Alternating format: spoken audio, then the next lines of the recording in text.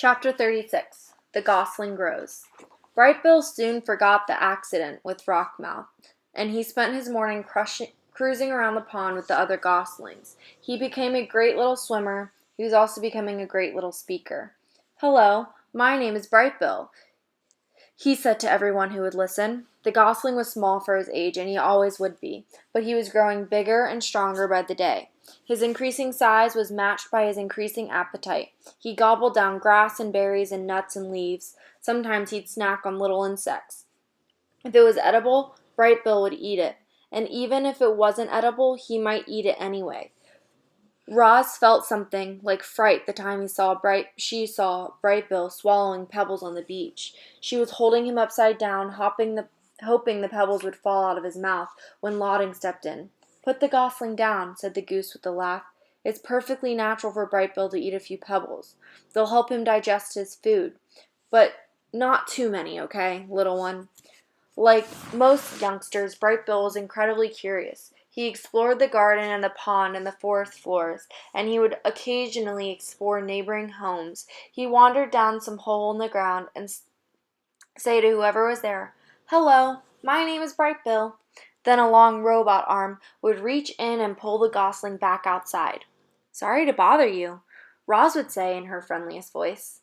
The mother and son slipped into a good nighttime routine. While the gosling slept, the robot might tend a fire if it was cool out, or gently fan him if it was warm.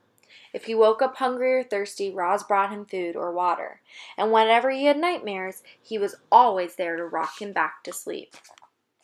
Chapter 37. The Squirrel. A small squirrel was scurrying through the garden. Bright Bill had never seen her before. He peered out from the nest and watched her bounce across the lawn. After a minute of spying, the gosling shook his tail feathers and waddled outside. "Hello, my name is Bright Bill." The squirrel froze, then suddenly turned around. And then she started to talk. "Hi, Bright Bill. My name is Chit Chat, and I'm a 12 and a half week old squirrel. And I'm new around here. And your home is really big and round, and I don't understand why smoke sometimes comes out of it." Reader, I'm not quite sure how Chit Chat got enough air into her lungs to go on like that, and I'm not quite sure how Bright Bill had the patience to listen, but he stood there and politely nodded as Chit Chat rambled on and on. "And sometimes I see you waddling behind your funny-looking mother, and it seems so nice that I thought I'd come down and introduce myself. But now I'm nervous, and I'm talking too much, and my name is Chit Chat, and I think I already said that." There was a pleasant silence.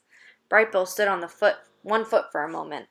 Then the gosling took a deep breath and said, "It's very nice to meet you, Chit Chat. I don't think you talk too much. I think you talk just enough, and I'd like you, so let's be friends." A big smile appeared on the squirrel's tiny face. For once, Chit Chat was speechless. Chapter 38. The New Friendship. Chit Chat wasn't speechless for long. She had already been alive for a whole 12 and a half weeks, and she wanted to tell Bright Bill about every exciting thing and every boring thing that had ever happened to her. And so, as the new friends played and explored and ate together, the squirrel shared her stories. "I was born on the other side of the hill, and then last week I decided I was ready to build my first dray, which is what you call a squirrel nest, and now I live in that tree with that weird bump on its trunk," she said while the two of them kicked pebbles into the pond. "One time a weasel chased me through the treetops until he missed a branch and fell all the way down and crashed onto a bush and walked all the way wobbly, and he never bothered me again," she said while the two of them crawled through a hollow log. "Ew, gross. I saw you eat that ant one time, and I ate a gnat by accident. I didn't like it at all. I mostly ate acorns and bark and tree buds and sometimes yummy berries and growing in your garden," she said while the two of them took a snack break. But Chit Chat was a good listener, and she was a talker.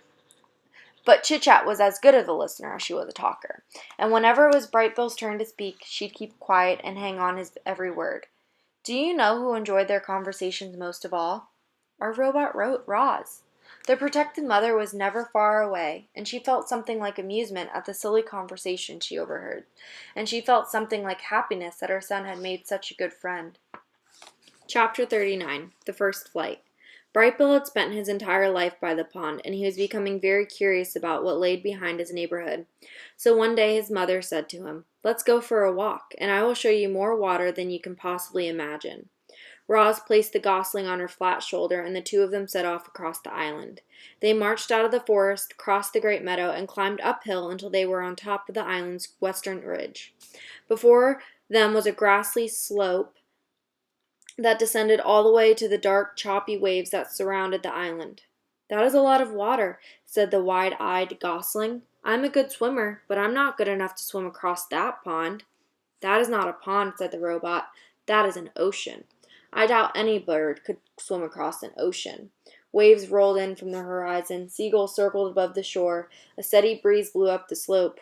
Bright Bill's yellow fluff had recently changed over to a coat of silky brown feathers, and spread his feathery wings into the breeze. And then, "Mama, look!" For the briefest of moments the wind lifted Bright Bill off the ground, but he quickly tipped backwards and thumped onto the soft grass. "I was flying," he squeaked. "That was not flying," said Roz, looking back at her upside-down son. "Well, I was almost flying. I'm going to try again." "And I have observed many birds in flight," said Roz. "Sometimes they flap their wings quickly, and other times they fly without flapping at all. They spread their wings and soar on the wind." "So I was soaring?" said Bright Bill. "Almost.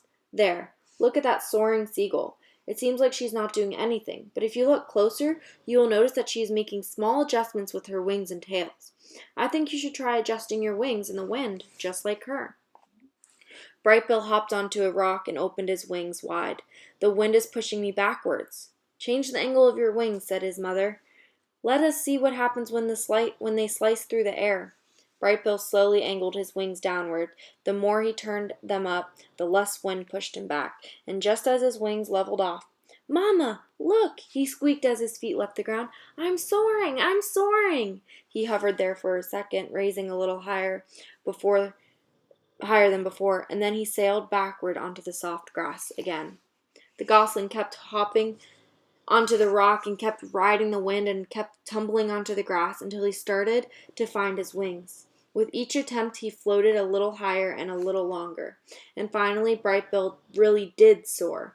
He lifted high onto the air and hung there, floating. He turned his wings down and felt himself drop. He wiggled his tail feathers and felt himself veering back and forth. "I'm a natural," he squeaked. "You're doing very well," said Roz, "but you need to keep practicing." And so they spent the afternoon practicing on the ridge. Once Bright Bill was comfortable soaring, he tried flapping his wings. He flapped high into the air. He flapped in straight lines. He flapped around and around in circles. A big smile appeared on the gosling's face.